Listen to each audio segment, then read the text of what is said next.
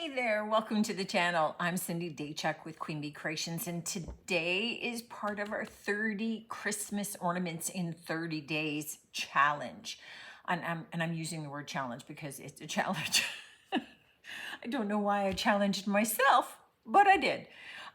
So we're going old school on this one. This is something that I remember doing as a child. So I'm thinking that those of you that are looking for some Christmas crafts, maybe some ornament ideas that you can do with your kids, this is another one for you. What you are going to need for this one are ideally old Christmas cards, or ones that I thrifted because I didn't have any old ones.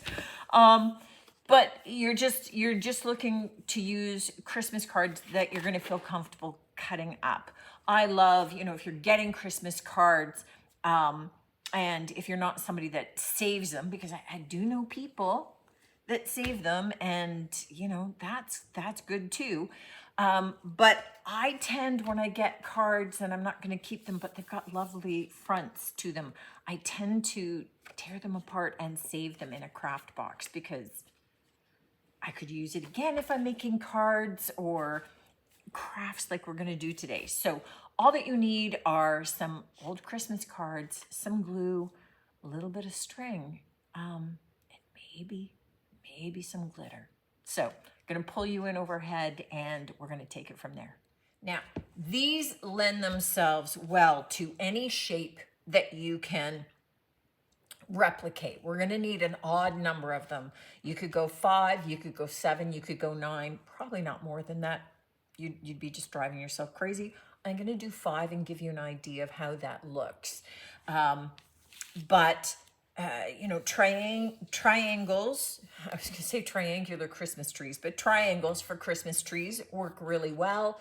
We're going to do one that's in circles. That works great. And you could go more complicated if you want, but really you're looking at making ornaments. So we don't need to overly complicate them. These just look pretty cute as they are, just doing combination of maybe the triangles for trees or balls for ornaments. So if we're doing the rounds, all that we need is to cut out circles, and we need them all to be consistent. We need them to be the same size. So I am going to just, take something. This is a little glass cloche that I thrifted. I think it's still got its Value Village sticker on it. But I'm just going to draw my circles on my cards just wherever I want. And, me being me, I'm drawing them in a way, I'm looking at this going, oh, I could still use this part. You don't have to be as ridiculous as I am. Just draw your circles. I'm doing 5, and then cut them out. And then we'll come back for the next step. Now, I've got these cut out, and I will say this. I wasn't perfect about cutting out the circles, but it's okay because we've got a way to be able to mask anything that seems less than perfect. And I've got all of my little extra cutout pieces, some like the Mary I'm going to be able to use again, and the Happy Holidays. You never know. You never know. And because I did do a tree to be able to show you, just so you could see what they look like, I have those pieces left over too. So those go into, a little stash of leftover papers that I'll pull out and use. Those ones seem kind of Christmassy, so I could be pulling them out on another one of these crafts, another one of these ornament crafts at some point. I don't know yet because I haven't come up with all 30, so there you go. What I am looking at doing is I want all of these folded in half, and I want them folded good side in. So I'm just taking a look at how big these are. 3.5, and I have to get an idea of what that might look like. All right, maybe down here. So you could just fold it, right? You can just fold it in half. That's fine. You could, as I'm doing, kind of line it up. This cutting tool has a little groove in it. And I just find if I take one of my little, where's the camera? Here we go. One of my little dotted ball tools, and I run that down that groove, then I'm able to score it, and it just gives me a crisper line, especially if I manage to get this so that it's in the right spot. All right, so I'm gonna fix this one. Don't eyeball it. And I'm gonna use that for the next one. I've got my template. Perfect. Line that up. Awesome. So I'm just gonna get these scored, fold it in half, and then we'll be back for the next part. All right, once they're folded, the next step is to glue two sides together. So in essence, you're kind of making it look like another circle. So I just take one of these glue kind of pens. You could use any kind of glue. If you've got a decent just glue stick, then you could use that. I find for hot glue, I can't work fast enough and it goes blobby. So if you're better with hot glue, then you do you. I just like to as well alternate colors so that, you know, unless you're doing, you know, an ornament that's all red or all green or all gold or something like that. So I do this, and then I take something heavy and I weight it down. Sorry, that's my heavy. I have that sitting here just, you know, to be handy. And then I'm gonna glue the next ones together.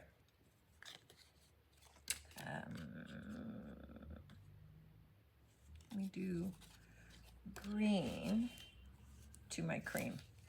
Once these have kind of dried enough, I can then look at gluing them together. So for this, let's move this out of the way. I just want to take a look at colors. So this way I've got my two reds separated. So I'm just going to put some glue on here, and I'm going to glue these together and just weight them down for a little bit. You don't have to weight them until they're fully dry, but enough that they are kind of sticking together and holding their own. So you're gonna squish it all together as a little half moon, weight it down, and leave it for a couple of minutes. Once this part is dry, of course, we're going to be gluing this together on this side. Now, you can see that this doesn't really match well because I didn't cut well, but you can do your own trimming, so don't sweat it. It's all okay. These are all glued together. So I do need to glue this part together now. What I want to do is add in my hanging cord. So I'm gonna put a little bit more glue right there in along that crease. Take my glue up one side here, and I'm gonna lay my cord. Let me just even this out. Down in there, and then close that up around it so that I've got my built-in hanging cord. Now at this stage, once that dries, you could be done. Right? This could be it. But because maybe you're like me and you didn't get all of these perfect, and you know, you could keep trimming, but we're gonna bling it up a little because it's Christmas, and why not? So what we're gonna do is add a little bit of glitter. So for this, good to have a piece of paper down for cleaning up the glitter after. And we just want to put a pile, or in my vernacular, a whack of glitter down there. And what we're going to do is just take our glue pen And, you know, we're just going to put some glue around those edges. So for this one, this particular half circle, I'm going to put the glue on both sides of it.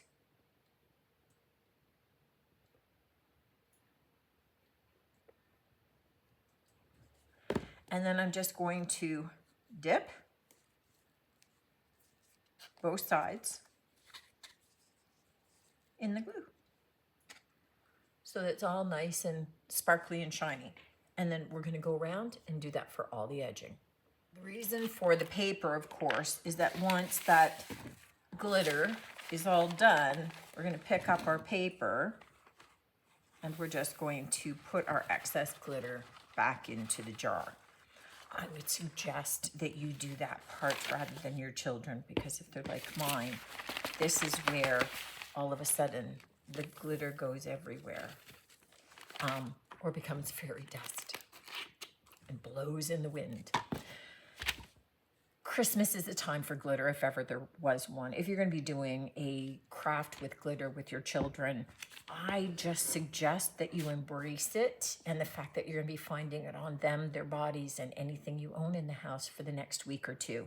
And just simply call it pixie dust or fairy dust, or, you know, just, it's a sign of Christmas elves, something. All right, there's our finished little Christmas card ball, and here's the little tree that I did with green glitter earlier. They're just a super cute little ornament to be able to hang on the tree. They can be as colorful as you choose to make them, depending upon the color of paper. You could be using cardstock, like I did, old Christmas cards for this, which I think is a great use for them. But you could be using other like cardstock that you have, papers that you have. You want something a little bit stiff, but you know, I did 5. You could see where 7 would make these thinner. I think 5 for the trees works really well. I think you could go up to 7 for the Christmas balls, but you know what? 5 works. 5 works. They're super cute. You can coordinate your own tree. Sometimes old crafts are still great new crafts. This is also something, if you work with seniors, that works really well with seniors. And truthfully, seniors don't mind laughing about the glitter either. Let me know what you think of this one. Looking forward to hearing from you. Definitely looking forward to seeing more of the 30 days of Christmas ornaments. There's definitely more happening and more to come. Until then, take care.